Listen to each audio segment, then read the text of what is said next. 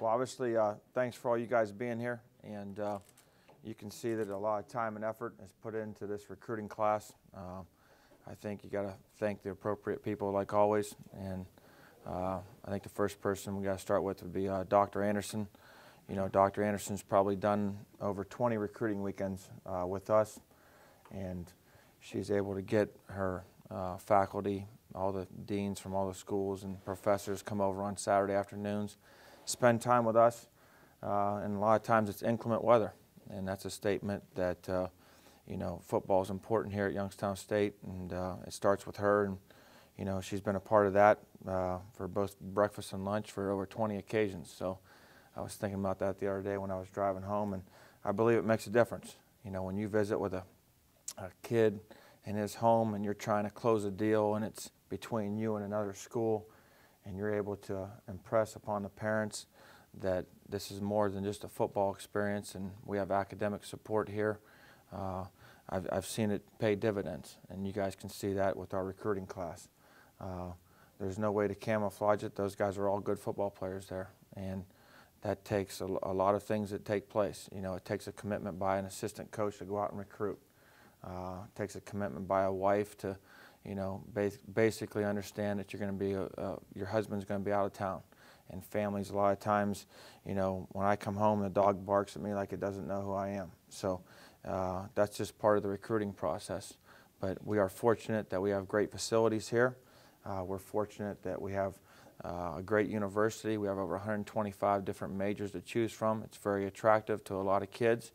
And the thing that's been probably the most surprising thing to me is we just have so much respect around the United States. You guys can see that we recruit from coast to coast, and Youngstown State is a household name with people, and it's respected, and you know, there's a great tradition here, and that's something that I think it makes it easier for us to open doors when you recruit people. High school coaches know us, and then I think when parents have a chance to really come up here and see our campus, they're pleasantly surprised. I think there's a wow factor once you get here. Once we get you here on campus, I think your expectations probably are average when you get ready to take a trip. But when you leave here and you see the people that we have here in place, whether it's Dr. Anderson, our professors, our coaching staff, our wives, you know, our facilities, when you walk out of here, you're like, there's a wow factor that favors Youngstown State. So that's one of our goals. If we get you on campus, there's probably a 95% chance we're going to get you. So people make a place. That'll never change, and that's a compliment to you guys. You know, you guys support our program here. You guys are a voice out in our community, and it does make a difference, and that's why we're able to go out and do the things that, you know, that we've been able to do as far as recruiting. This recruiting class is going to give us a chance to be in a situation where we can expect to reload. You know, we shouldn't see a significant drop-off in talent. Last year, you know that we were able to redshirt 10 players, which was the first time we've been able to do that since I've been here. And a portion of these guys here will be able to redshirt. But, you know, starting out the class, just starting in alphabetical order, you start with Kenny Bishop. Kenny's a guy that was one of our first commitments. He had a foot injury his senior year. He's out of South Fort Myers High School, and he's a guy that can play safety. He's got tremendous ball skills in the middle of the field. He can run. I think also in the time of need, he could potentially play corner. He's running track this spring. We expect good things from him. At the other corner position, you got Demarius Brinson. Demarius is a kid from Boga Ciega High School, which is in St. Petersburg, Florida. That's where Coach Davis is from. Demarius is 6'1", about 190 pounds, and he's a guy that can play corner right now. He played receiver also in high school. If he continues to grow and develop, he could very easily grow into a safety. He played safety as a junior. They moved him to corner his senior year, so we have high expectations for him. Octavius Brown, he's probably one of the guys that has a chance to make the biggest impact on our football team. He's a guy from Georgia Military. Bert Williams is the head coach there. I've been friends with Bert for over 12 years. As you guys know where Georgia is, there's a lot of SEC players down there. I had that area when I was at South Carolina and when I was at South Florida. Bert told me that this is the most disruptive, most powerful football player, interior defensive lineman he's ever had in 12 years. So we set the bar high for him. He was a guy that we went all out in recruiting, And basically Dr. Anderson got it done the last weekend when she was having lunch with him down there at V2. So she deserved a kudos on that one. But Derek Burgess is from Cleveland. He's a big receiver. His growth potential is unlimited. He's a guy that's currently right now 6'4", 195, but I believe he can be a 6'5", 6'6" guy. I like the fact that he's played in cold weather. May have not had as many ball opportunities as some guys that play in a traditional spread offense and zinging around, but he's a guy that we feel like can be a good player. And obviously, you guys know we have a strong receiving core already. Joey Sejudo is a guy that we got out of California there. He's a guy that can do both. He can punt and kick. With List being a senior, David Brown graduating, I wanted to make sure we had a guy that could do both. When you see him in person, he's built very similar to Kurt Hess. He big guy. He doesn't look like a traditional kicker. He's got, I think, you know, with some time and some development with Cochran, he can be really explosive for us. Right now, we'll look at him as being a kicker, a kickoff guy, and then, you know, being a backup punter to List in emergency time of need there. Vince Coleman's a guy we found out of California. We were out there recruiting Nate Cox and some other guys, and we came across him. Vince is from Long Beach Poly High School. If you guys know anything about Long Beach Poly, it probably has one of the top 3 schools in the United States with the most NFL players. It's a real popular school on the West Coast out there, but Vince is a guy you can see he's very athletic. He's got to get in the weight room and continue to develop there. I think he's a guy that can make an impact for us. Obviously, he's here in the spring, so we'll have a chance to get a good fix on him as far as just during spring ball. Nate Cox is an interesting individual. We call him Grandpa. He's 26 years old. He did 3 tours in Afghanistan. So if you guys want to get froggy with him, go ahead. I challenge you. He's a unique guy, though. He's got tremendous leadership. He likes to work hard. He's just so much more mature than the majority of players we deal with, and I think he's going to bring some leadership to our defensive line. He's another guy that we signed at mid-year, and I believe he'll be getting engaged this summer, and he had told me. Ricky Davis is a quarterback out of Middletown, Ohio. We had him in camp. You guys saw him on film. He can throw the ball. He can run. And he's a guy that I can see being a guy in a year or two will look drastically different than even he does now. He's a big kid. He runs well. Shane Montgomery's probably one of the most pickiest people I've seen as far as selecting quarterbacks. And he's the guy that we decided to go with late in recruiting. We had a bunch of schools that wanted to try to get negative in recruiting, you know, because it's Youngstown State and this and that. And we had to tell them that, well, you know, our campus is the 4th safest campus in the state of Ohio. So, you know, I don't know what you guys are all talking about, but you deal with that in recruiting. And a lot of times when you get negative and the parents like your university and like your administration and your coaches, ends up having a backfire effect with them. Ricky Haygood is a guy that's a defensive tackle. Ricky's an defensive tackle that was one of the original guys that was #1 on our board. And we've been able to hold on to him. He's a wrestler in high school. He's right down there in Columbia, South Carolina. I knew his high school coach. One of my good friends at Orangeburg High School, which is about an hour outside of Columbia, there was another kid there I was looking at, and he said, Wolf, the guy you got to recruit's Haygood. He's disruptive. He can be a difference maker. So we were able to secure Ricky, and we're excited that he'll be here in the fall. Jalen Kelly's a linebacker out of Washington High School in Washington, Pennsylvania. Currently plays basketball on their basketball team. He's a big kid. He's a true inside linebacker. You guys saw him. He likes to play downhill. He's fast, and he's a guy that will be here this summer. And you know, we've already got some pretty good depth at linebacker right now, and bringing him into the mix will just make us a better group. Cole Kochman's a guy that we'll look at Sam linebacker. He's a guy we had in camp. He has a lot of range to him. He's a guy that, you know, is probably a couple meals away from maybe even growing into a defensive end in time. We'll give him a chance to see how he does at linebacker, watch him grow, but he's a guy that I could foresee growing into a defensive end down the line. He's got a big body. Connor McFadden, obviously you guys know that his dad played here. He's out of Poland High School here locally. He's been in all of our camps. We watched him kick. And in the ideal world, if we could somehow redshirt him, that would be a good situation for him, put some weight and some size on him. But with work and his commitment and his work ethic, The sky's the limit with his potential. He's got a live leg. He's very, very accurate. As he continues to fill out and just continue to gain weight, he'll have a chance to be a really good kicker here for us. Ryan Mazur is a kid from Brookfield that has tremendous stats. He's a guy we had in camp, ran 4.53 in the 40 here, and he's a guy that we don't necessarily have penciled in as a position. You know, he played running back. We worked him out in camp as a receiver. We worked him out a little bit as a safety. You know, right now in my mind, I've told Ryan, you need to come in here and play special teams and be an impact player there. And then let's see and watch your body grow and develop and see where you are in a year or two from now as far as pinning down a position for you. Cole Newsome is a guy, offensive lineman. You guys saw him. He's very aggressive. He plays nasty. We'll play him inside. He'll be a guard or a center. He's already graduated high school, and he'll be here for the first session of summer school in May. He played, I think, 5 or 6 games his senior year on a broken foot, and you're not gonna take him out of the game. He just loves the game of football, and we're excited to have him part of our program. Anthony Prentes from Gateway High School in Pittsburgh. You guys all know about Gateway.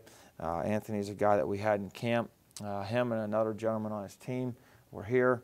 The other kid probably had more rivals and scout ratings and those things, but after camp we felt like Anthony was a guy that was the guy that we wanted to go after. He's a lean 260 pounds. We'll redshirt him along with Cole, so that way we can get into the routine of redshirting people around here and then playing them when they're sophomores or freshmen. But he can play center, he can play both guard positions. Derek Rivers is a guy we got out of Fork Union Military Academy. He's originally from the Carolinas, and his dad played professionally. He's a big kid. He's 6'4", 232 pounds. He could easily be 265 pounds in a very short period of time. He's a big body, long arms, defensive end, plays hard, aggressive, likes to jump the football. He's in our weight room right now, so you'll see him this spring. The unique thing about him is he has 4 years to play. So he's like a high school kid. So that was part of those mid-year signees that we signed. Martin Ruiz is a running back that just kind of popped up on the radar really, in October. And we probably had another guy or two ahead of him at that time. And then after evaluating his film, we moved him immediately to the top. You guys saw Martin on film. Unique thing about Martin is he's 5'11". He weighed 191 pounds on his. He's 5'11 and a half, 191 pounds, and he doesn't have a big weight room background. Last time he lifted weights, he told me, was in July. So, you know, we're going to get him on that kind of a routine and get him going. He's only played running back a year and a half. He's played some corner, played some defensive back. But, you know, when you look at his yards per carry, that's the impressive thing. You guys saw on film. He runs away from people. He can make people miss. He's a big body. He's got just a great set of shoulders and a neck on him. And, you know, we're excited that he's here because you guys know that you have to have good running backs at all times. Justin Spencer is an offensive lineman we had in camp. And you guys can tell that we like people that we have in camp. Justin's a guy that played center this year. He got all kind of accolades there at his high school as far as MVPs and that kind of thing. But we'll play him at right tackle, and he'll be a redshirt guy. And, you know, we expect him to be a guy in 2 years that's ready to play. But we will redshirt him. Eric Thompson's a corner. He has a chance to be another immediate impact player for us. Eric's the corner. You guys saw number 14. He's from Bradenton Southeast. Paul Mackley's a friend of mine from when I was back at South Florida. And, you know, Paul said this guy's been under the radar for a while. We kind of snuck in there, checked him out, and then kind of kept it quiet during recruiting. But Eric's a really good football player, and we'll have him here this summer. B.J. Welch is a linebacker that is at Orangewood Christian. He's a little bit of an undersized guy. He also has played tailback in high school. Coach Gerke's a guy that I knew from when I was back at South Florida for a long time.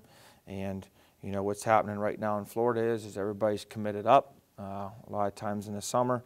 So guys like him that have a really good senior year have a chance to, you know, we get a chance to go out and find a guy like him. And what I respect about him is after he committed to us, a bunch of schools came in after, tried to, you know, do the negative thing, and him and his mom remained strong and committed to us, and you know, I like guys like that can remain strong and are a man of their word, I guess you'd say. Desmond Williams, you guys saw Desmond, very unique individual. You guys saw him playing tailback. You know, he can do everything. He can play tailback. He can play defensive end. He can play linebacker. You know, I talked to him last night. He said he was eating wings. I said, well, you're going to probably play center now. You know, so he understands. But what's unique about this guy is this kid's a full-time student in junior college. He's a full-time football player, and he works the night shift, works the graveyard shift at a meat packing plant. And that's how he lives his life every day. So, you know, this guy understands working hard. He doesn't care about sleep. And we're excited to have him on our team. And we're going to probably start him out at Sam linebacker and then let him walk down and rush the quarterback a little bit. But we'll figure out what to do with him. It's a good problem to have. Jacob Wood's a tight end that we had in camp.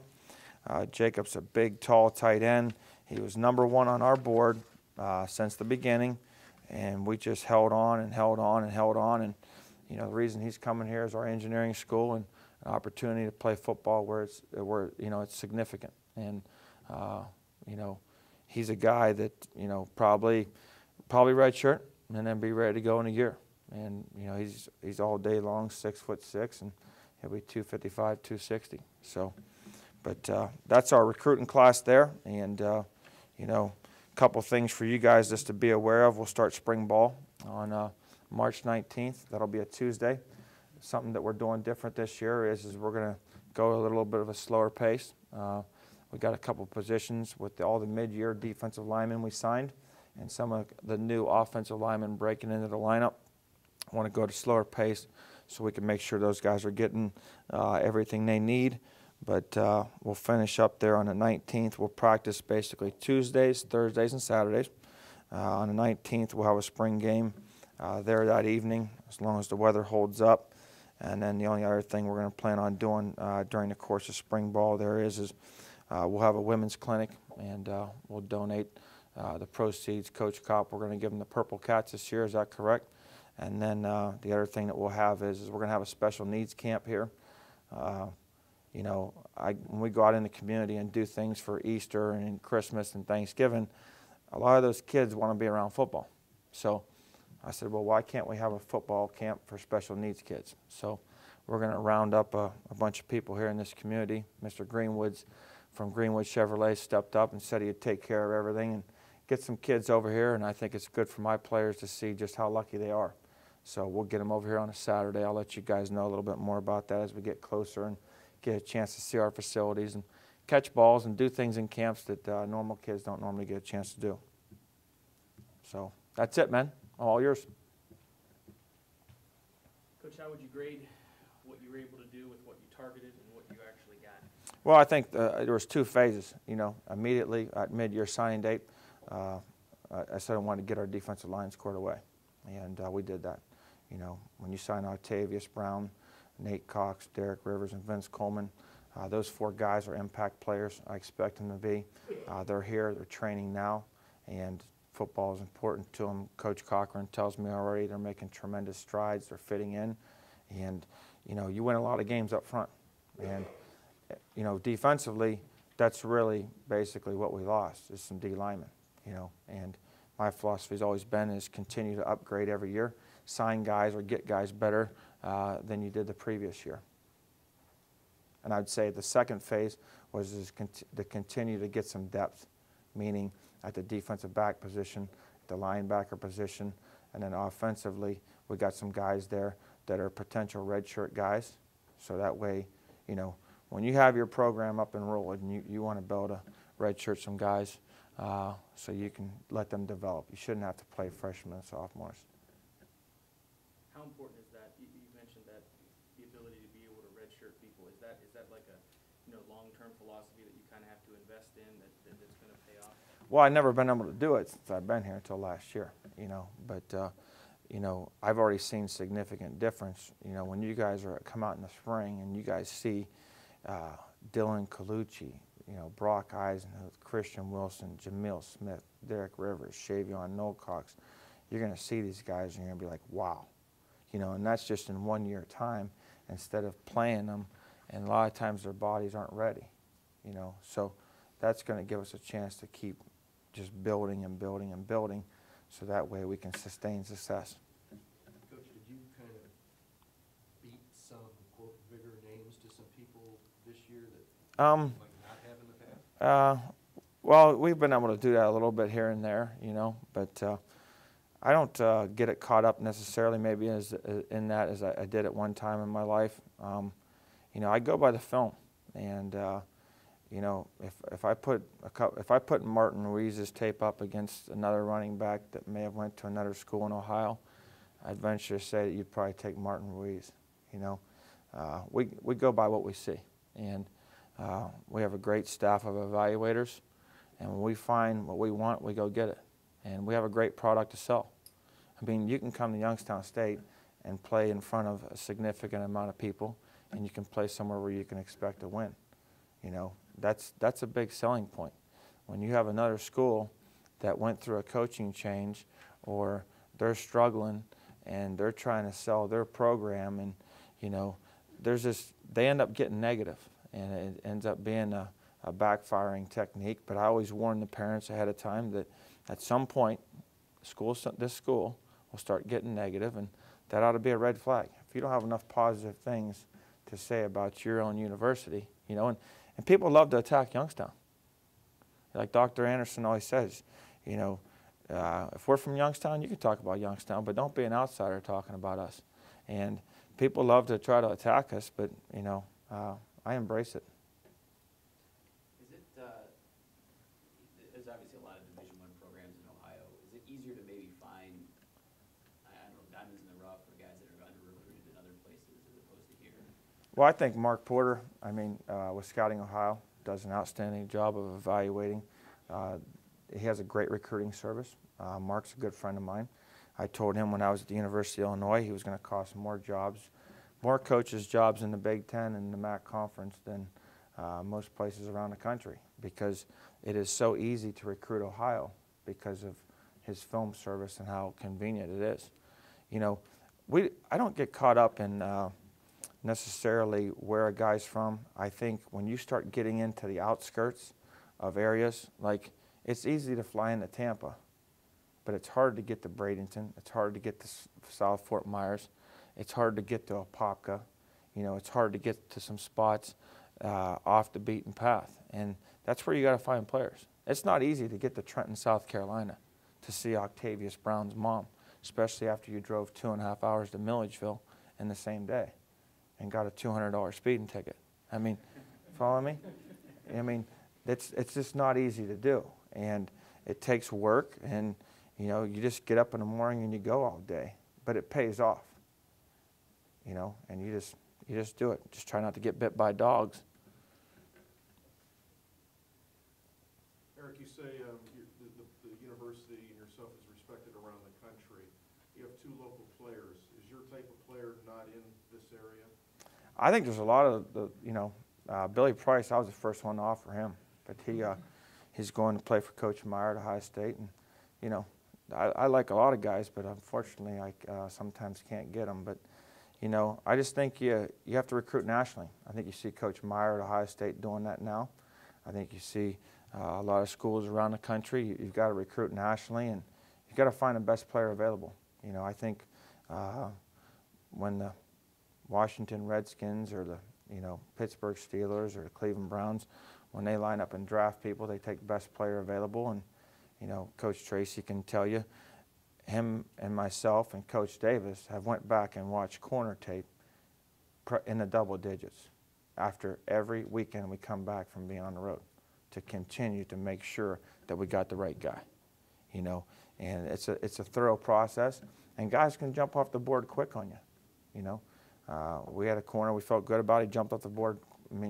After he'd been here, we felt good about him. So then you're on to the next guy, and you're trying to evaluate it. So we just go by the best tape available, and obviously their measurements. Is the fact that the 49ers have come here the last 2 years, does that help you as a recruiter? It has. It's something that we talk about. I think it's intriguing to our recruits just to say that the 49ers use our facility. And, when these kids come up here and they walk through our locker room, They walk through this meeting room we're in here. You walk the halls, and you see the tradition. And I think when you've been walked through that Watts Center, you know, you see that this place is for real. And then I think you combination that with the people.